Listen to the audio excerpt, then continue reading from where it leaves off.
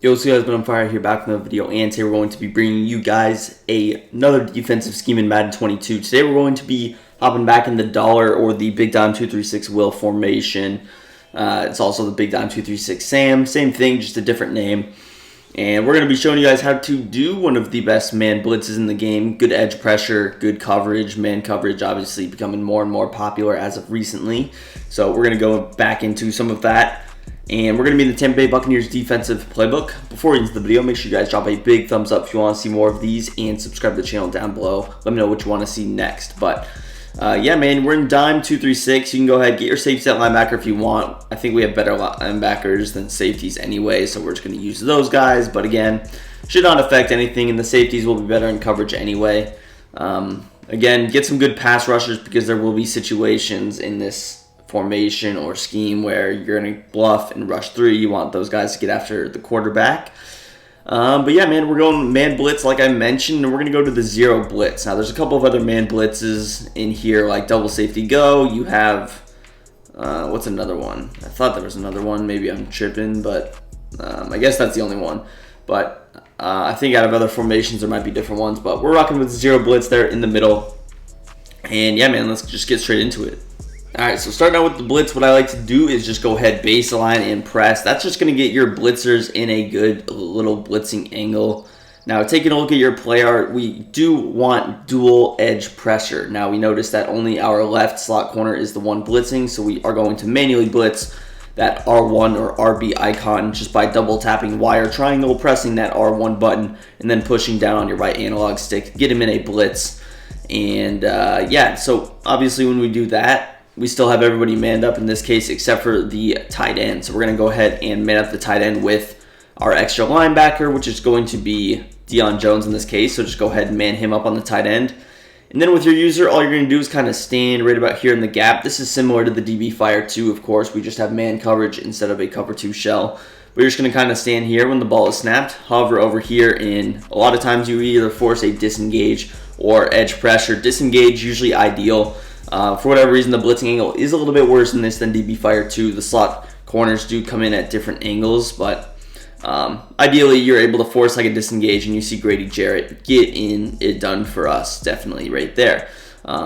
Again, really good easy pressure. You see a lot of times in man coverage, these deeper posts, deeper corners take a long time to develop, so if you're able to get quick pressure while running man coverage, the odds are there's not too many people open or places that the quarterback can go with the football. But again, just go ahead, blitz RB, and since he was man up on the tight end, you just go ahead and man up that extra linebacker on the tight end. It wouldn't matter if you use Ololukin or Deion Jones.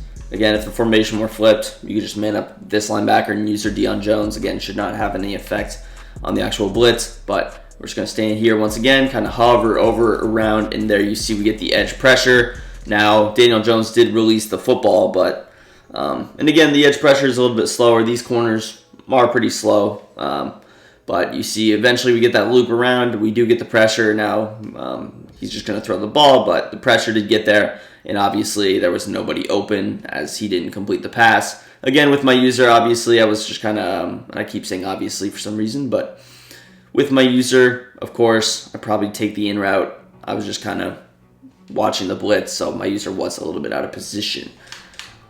We'll go ahead and set it up again, though, and then we'll get into some of the extra things that you can do. If you notice certain things happening, we'll showcase a bluff blitz and a couple of other things depending on what your opponent's doing. So here you see again, we're able to force the disengage. I think we might have got some slot pressure as well. Ideally, you're actually able to get both, which can happen in certain scenarios. This blitz also is very good against gun bunch. We're not running it right now, just because I like the spacing of this a little bit better. It's easier to show who's doing what, but ideally, bunch, it's going to work against, as you know, because DB Fire 2 does work against bunch. So here you see we actually get two people free. Now, he did complete the pass, but that was a weird click on, weird little comeback. I don't even know what happened there, but taking a look at your replay, we did get two guys free. Dante Fowler over there. Now, he got a shed, which can happen.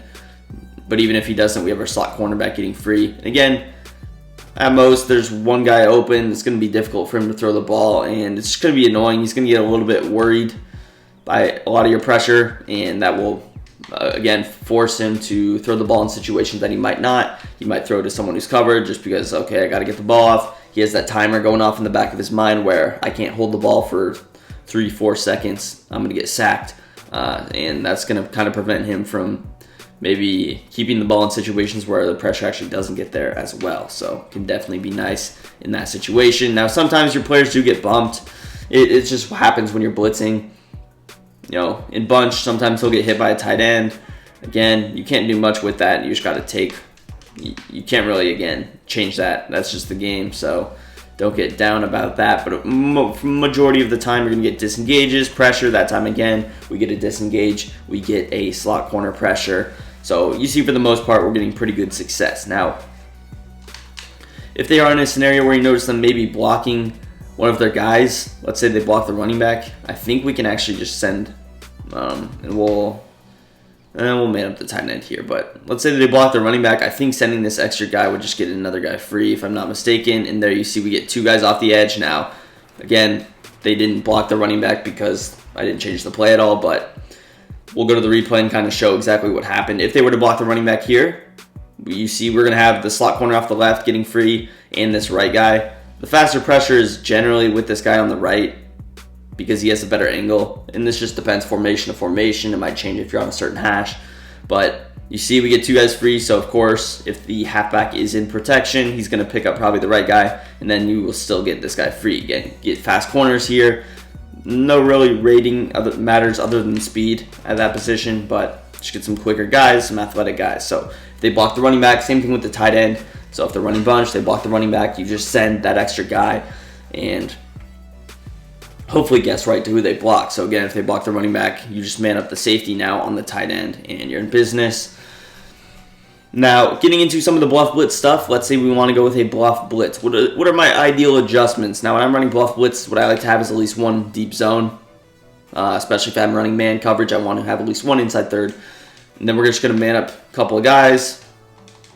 And we're going to kind of run our play like this. Now, here you see our coverage like this. We can rush 4 in this way, or we can throw L1 on a curl flat. We can put him in a bluff blitz zone where he's going to be now in a 3 receiver hook. We can just put him in a traditional vertical hook. So you can do a lot with him. You could spy him. You could put him in a hard flat, really whatever. But we're just going to put him in the bluff blitz. So he is in the bluff blitz zone. And you're going to have man coverage. You have deep help, so kind of really what you're watching with your user is something going to the sideline. But, I mean, overall, the coverage should be pretty good on this. And we're just going to watch that guy with our user. And, again, comeback does get open. That's not really a route that you would ever see in Ultimate Team or any online play. But, I mean, overall, it was kind of open there. Now, realistically, you don't want to run man coverage every single play. The best players defensively are ones that mix between zone, mix between man coverage. So don't just stick in man coverage every play because eventually you will get beat deep. Man coverage is the easiest coverage to beat in one play, in my opinion. And it'll be super easy for your opponent to do that if you're just sitting in man coverage. You're not adjusting at all. You're only running the blitz. You're only running cover 0. And he's going to pick up on that and eventually just max protect you with a deep post and you'll be in trouble. So you want to mix it in situationally. You can definitely mix it in every 2 plays, every other play. Just keep a good balance between this, cover 2. Thankfully, there are 2 other really good blitzes in this. If you want to see those, check out my Tampa Bay Buccaneers defensive ebook. I show a lot of plays out of this formation, including the DB Fire 2 and the Edge Blitz 3, which are super difficult to defend, especially when you combine this with a really good man coverage. Now, again, if I'm bluff blitzing, what am I doing? We're going to put A and A inside third. We're going to man up RB on the running back, man up the linebacker on the tight end, and then with Y, we can do whatever we want. Now, ideally, if I actually wanted to turn this into 2-man under, we could, but at that point, you're just audibling to 2-man under. Why not just do that? But really, we could also man up the other slot corner over here on the wide receiver, and then we could put Y in a hook curl over here. We could put him in a curl flat. So you can do different things kind of like that. But important to keep your user in the same position. So keep him hovered. It's going to be the same case scenario for Edge Blitz 3 and DB Fire 2, so you don't want him to know which play you're running per se. Of course, when you're rushing 3, you're not going to get quick pressure. You understand that, and you got to hope that the coverage is able to hold up. But I wouldn't go with the bluff blitz too much. Generally, if I'm running man coverage, I like to send pressure personally. I don't like running too much man and sitting back in coverage. Now, there are ways you can do it. You could maybe just run something like this. I don't know what the scenario would be, but maybe you're able to let's go ahead. Let's man up him. Is it possible? I think if you maybe sent 2, you could run like a complete coverage like this, or you could just go ahead and run it with 2 curl flats and then kind of watch deep with your user. So you definitely play it safe if you do go with the bluff blitz. And you see everything really bagged there. We rush 3, eventually we get the pressure. So you definitely get adjusted with this, get creative. And of course, it depends formation to formation and opponent to opponent. If he's running something different, you got to adjust to that. And again, if you notice him blocking your running back, it's not going to be a smart thing to go ahead and man up the running back. Pretty simple stuff, I would say. But yeah, man, as far as the blitz goes, the best way to run this blitz, once again, here is going to be just to send all 6 guys. Ball snapped, kind of hover, and I'm actually going to try manning up the running back next time so that I can defend user the tight end to see if we can actually show what it looks like a little bit better. So let's do that. And we'll just blitz R1, kind of stand here, and then I'm just going to defend the tight end with my user, which probably would be easier in a game-like situation as well. But I guess he's just going to get rid of the ball, which I should have gotten an extra controller for this, but my other one's broken, sadly, so that's kind of tough to do.